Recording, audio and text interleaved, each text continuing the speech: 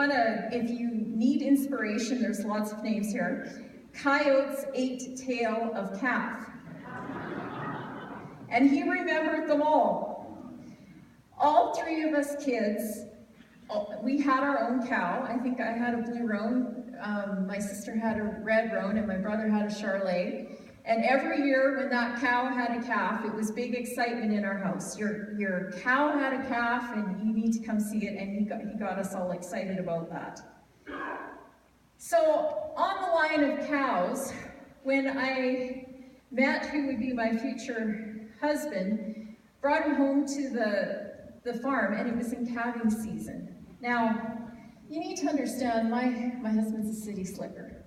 He's a city boy. So he really didn't know anything about cattle. But it happened that Dad had a cow that was having a calf backwards. So my husband, wanting to impress my dad, said, well, do you need some help? And Dad said, sure. And I'm thinking, wow, this is going to be interesting. So they had the cow in the chute, and they got the chains out, and they had everything hooked up, and they pulled, and they pulled, and they got this calf out. Well, luckily my dad was in front of Dave, and Dad had overalls on, but you need to understand, one half of Dad was brown, and the other half was red. I don't think in all the years, he said, of pulling a calf had he been so plastered, but it was for my husband's benefit, I guess. And Dave was really happy he was behind Dad.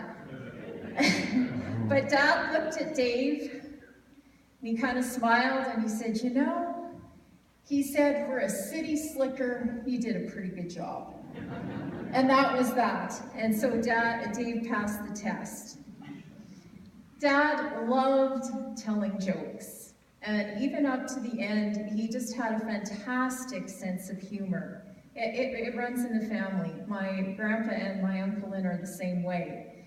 And so he often told jokes, and he could just rattle them off, and actually my Uncle Lynn can do the same, just amazingly. Now, I can't do it quite the same, and I might miss the punchline if I do that, but one of my dad's favorite jokes was, is there baseball in heaven? So two old men had been best friends for years, and they both lived into their 90s when one of them suddenly falls deathly ill. His friend comes to visit him on his deathbed, and they're reminiscing about their long friendship. The friend says, listen, when you die, do me a favor. I want to know if there is baseball in heaven.